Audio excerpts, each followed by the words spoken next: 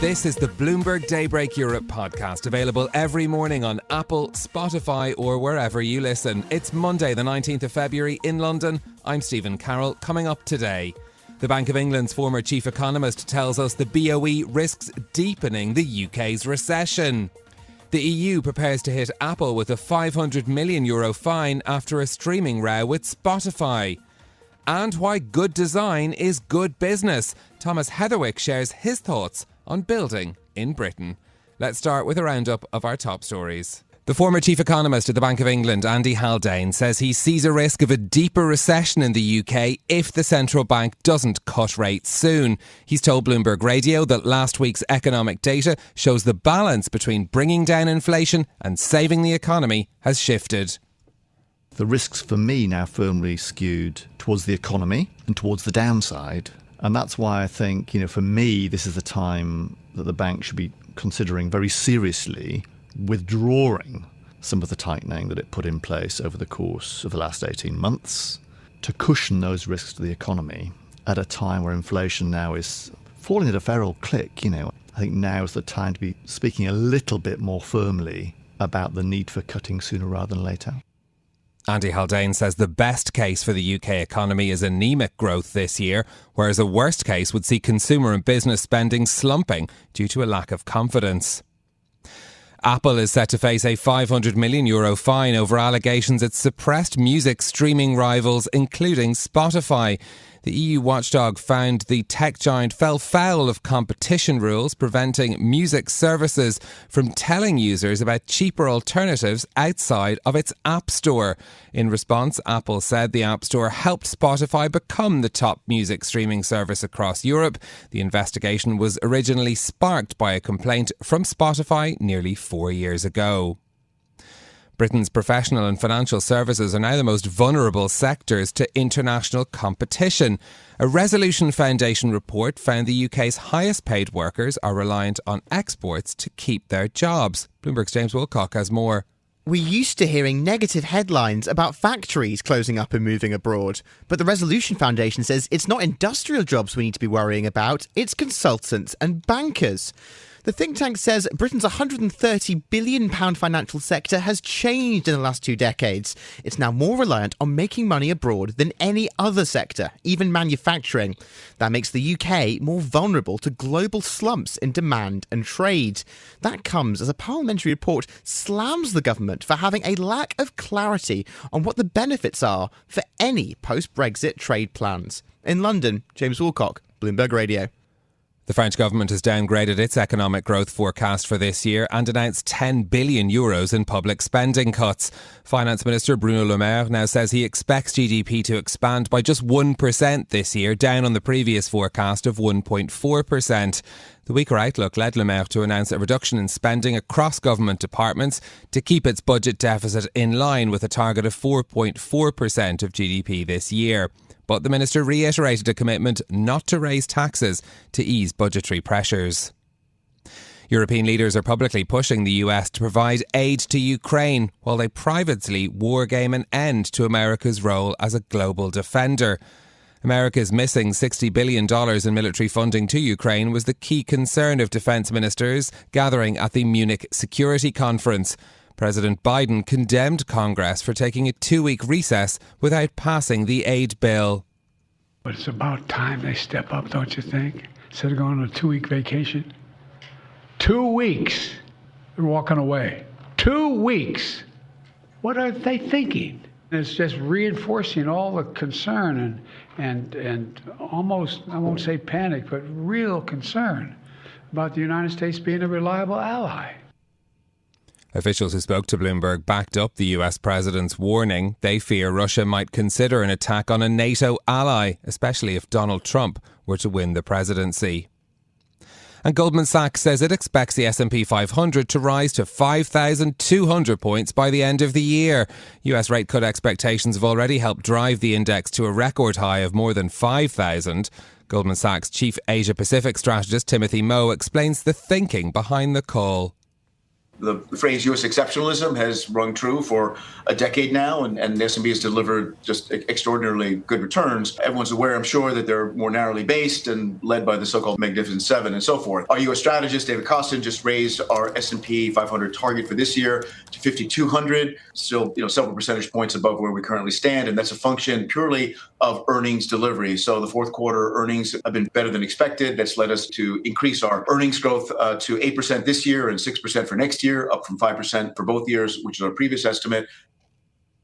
Timothy Moe also says that while Goldman believes there is room for upside on the S&P 500, other markets such as Japan offer more headroom for equity growth. Well, in a moment, we'll bring you more of our interview with the former Bank of England chief economist Andy Haldane and his warning on the risks of the bank not acting soon. Plus, we'll bring you a conversation with the building designer Thomas Heatherwick. He's known for Vessel in New York, Coldrops Yard in London, and he tells us he'd like to be involved in building more social housing in the UK. But first, another story that caught our eye this morning. Our opinion columnist Javier Blas has been writing about a looming crisis or a meltdown that's coming to chocolate. Now, he's reporting from the Ivory Coast, the world's biggest cocoa producer, on how the fact that cocoa growing never became large scale, combined with decades of underinvestment, are catching up with growing demand. It's pushed prices on commodity markets to an all-time high.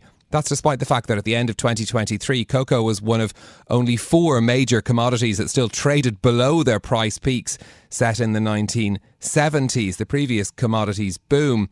Well, now we've seen it hit record highs. Javier says that there are supply issues that have created this crisis. He's been writing about why West African farmers in particular aren't benefiting from these higher prices. And he says it's something that's likely to get worse with what he calculates as the largest shortfall in at least 65 years on the way in the market. So a read this morning, definitely worth your time. The truth behind the coming meltdown in chocolate from our opinion columnist Javier Blas. Well, let's turn to our interview now with the former chief economist of the Bank of England, Andy Haldane. He says the bank should have already cut rates and should do so soon or risk a deeper recession. Haldane's been speaking to myself and Lizzie Burden. Inflation a touch below expectations. The economy a touch weaker than expectations. I think the balance of risks between those two things has changed quite a lot over the last 6 months, with the risks for me now firmly skewed towards the economy and towards the downside. And that's why I think, for me, this is the time that the bank should be considering very seriously withdrawing some of the tightening that it put in place over the course of the last 18 months to cushion those risks to the economy at a time where inflation now is falling at a fair old click, and I think set to hit target by perhaps Easter time and then remain around target. So for me, I think now is the time to be speaking a little bit more firmly about the need for cutting sooner rather than later. Well, we're already in a technical recession. Are you worried that this could get even deeper if the Bank of England doesn't turn to cutting rates sooner? I think that's where the balance of risks lies, yes. I mean, it's true that the data for this year so far, such as it is a bit brighter than the tail end of last year. The jumping off point last year to this year looks to be a more positive one. Surveys of businesses, surveys of consumers, surveys of housing, all pointing to a somewhat firmer start to the year.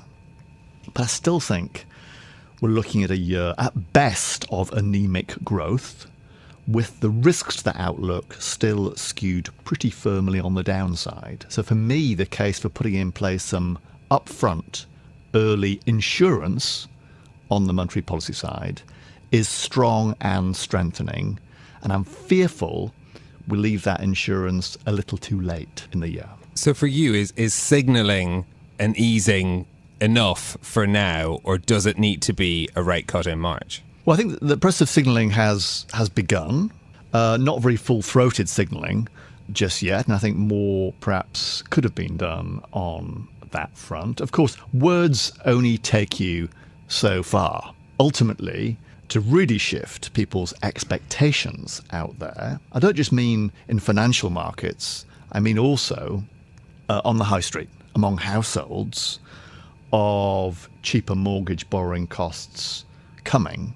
The best way of signalling that to the wider world, to the real economy, if you like, to households and businesses, is by doing it rather than talking about doing it. And that, I think, should be taken a bit more seriously than has been the case, not just by the bank, but by central banks globally. Is there a risk that both on the way into this inflation crisis and on the way out of it, the Bank of England's forgotten that there's this lag in monetary transmission? In other words, that people need to refinance their mortgages before the impact of interest rates filters through to the economy? Well, I hope not. I mean, the bank shouldn't have forgotten about the long and variable lags that accompany monetary policy. Lags that have probably become slightly longer and slightly more variable over the past decade, probably, as we move towards more fixed-rate mortgages in the UK. I mean, we know very well, don't we, that, perhaps 1.5 million households this year will face a significant stepping up in their mortgage bills, perhaps around, on average, a couple of £1,000s. That's sure to squeeze the real incomes of households that are already well below water relative to where they were a couple of years ago. Households feel poorer, and the reason they feel poorer is because they are poorer, and that will make a bad situation worse. The other relevant factor, though, I'd say, is that, the surprising thing about last year was not how weak spending by households was, but how strong it was. Given the extent of the squeeze on real incomes, it was surprising how robust and resilient household spending was. And the reason that was possible, what reconciles the arithmetic here, is the fact that households here and the US and the euro area ran down the savings that had been involuntarily accumulating during COVID. Now, as best we can tell, that savings pool is now a puddle. It is reduced materially, and therefore, households this year can't return to the well of savings to support their spending. So when that fatter mortgage bill lands on people's doorsteps over the course of this year, it's much more likely we'll need to cut spending to make ends meet. And that's why, for me, the balance of risks is to the downside, and that's why those long and variable lags call for the bank acting sooner rather than later. What's the risk if the bank doesn't do that? You've outlined stagnation as being the best case scenario. What's the worst case scenario? I think the worst case would be one in which, we get to maybe the middle of the year. Inflation is back to around target. It's stopped being spoken about in the media, in financial markets, in the pubs and on the high streets, which I think happens when inflation gets to around 2 or 3%.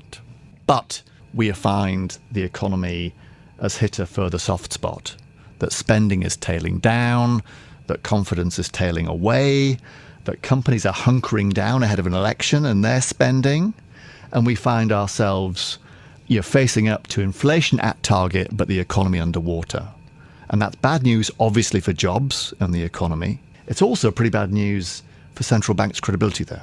It's one thing to have missed inflation on the way up, which happened. It's quite another to then have crushed the economy on the way down. That double blow to credibility is one, if I were a central banker in my old job, I would be looking to avoid. And for me, that's what speaks to the insurance policy now. That's Andy Haldane, former chief economist at the Bank of England, now CEO of the Royal Society of Art, speaking to Lizzie Burden and I. You can hear the full interview with Andy Haldane on today's Bloomberg UK Politics podcast. We've been talking to him as well about fiscal policy here in the UK and his views on that issue as well. But an extract of that key interview this morning with Andy Haldane. Well, let's turn next to something else. Thomas Heatherwick is one of the best known names in modern building design. He's behind Coaldrops Yard in London, Vessel and Little Island in New York, as well as the Cauldron for the Olympic Flame in the 2012 London Games. He's been speaking to us on Bloomberg Radio about the need for more homes to be built in the UK. He says any plans should bring together a range of people from creative professions. Heatherwick also says he'd like to be involved in designing new social housing. One thing that the UK has been famous for historically is creativity and the confidence to be eccentric, idiosyncratic, make a decision that others wouldn't do, and that humour that's here in Britain as well. And I think that we have times where we maybe hold back, but I think we could be in a time where British forms of creativity, across the whole of the UK can really manifest, because we don't have to build more office buildings. We do need thousands of more homes. And so homes really is our challenge at the moment. How much can we reappropriate the office buildings that aren't needed? And how can we make not the same mistakes that were made after the Second World War? The 60s, we built some absolutely terrible places, and no one can deny that. And we're about, I hope, to build a lot of housing, and it doesn't need to be crazy shapes. It doesn't need to sort of be ironic and doing silly things. But we do need to find a language which we struggle with in the design world and in architecture at the moment, of how to do small things, affordable ways to bring detail and richness and humanness and love into detail, which doesn't need to cost much more. Really doesn't. It's just about the care. Because it's such a big political issue as well, and we are in an election here in the UK, and both Labour and the Conservatives seem to agree that the UK needs to build more housing in a traditional style, be that sort of a neo-Georgian Poundbury or something similar. Is that a good solution for housing? What would your sort of advice be trying to address the housing crisis? Every new government says they're going to build thousands and thousands of housing units and then don't. So if we have a new government coming in, they are going to need to really find a way through all those barriers about land ownership and planning to really make it happen. And there are examples like Poundbury, which were driven by a criticism of the 60s housing and the 60s buildings that got built, some of which were amazing, but a very large proportion of which were insensitive to how humans are, how we live and how we behave.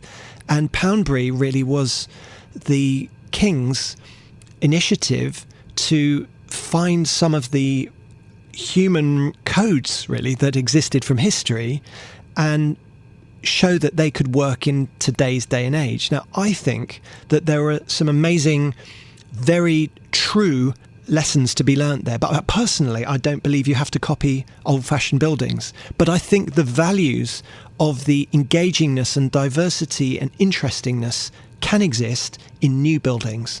And we've just lost our touch. We've lost how to do it. There's a mindset in the construction industry that clean lines are always good and that subtlety is good and that less is more and form follows function and ornament is a crime. And we've learned this is not true. It's not true. People love dirty lines.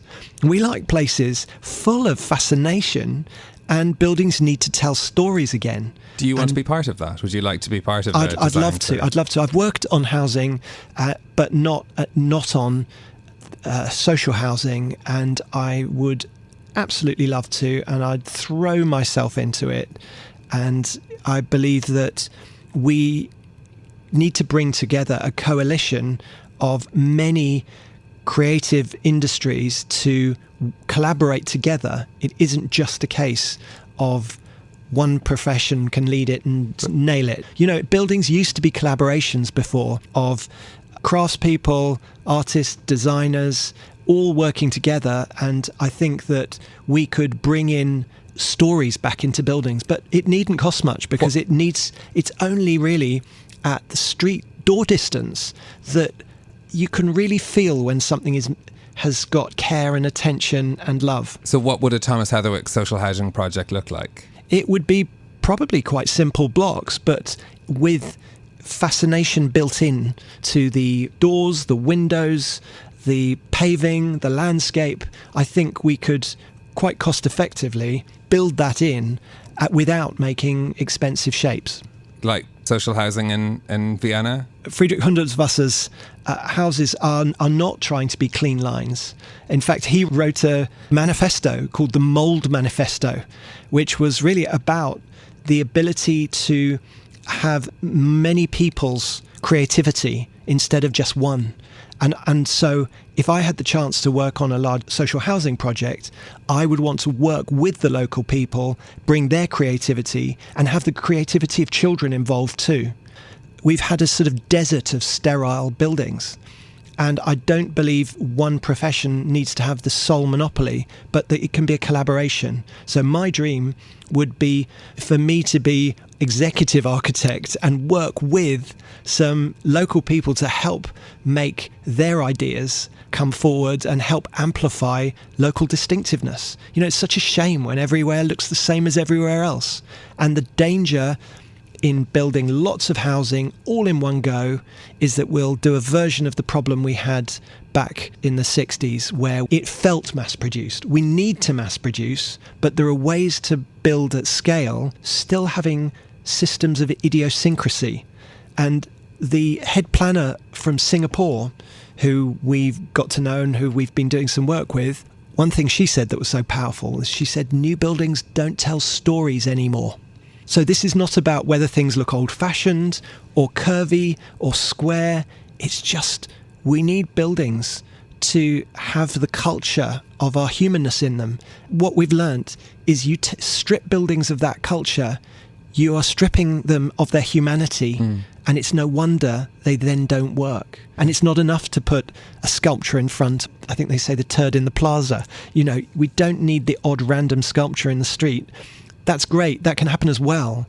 But what we actually really need is some personality and the confidence to put some quirks and humanness into the fabric of the buildings themselves. Then they are givers and not just takers. It's not just about who's inside.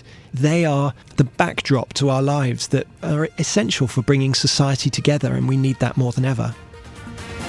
This is Bloomberg Daybreak Europe, your morning brief on the stories making news from London to Wall Street and beyond. Look for us on your podcast feed every morning on Apple, Spotify and anywhere else you get your podcasts. You can also listen live each morning on London DAB Radio, the Bloomberg Business app and Bloomberg.com.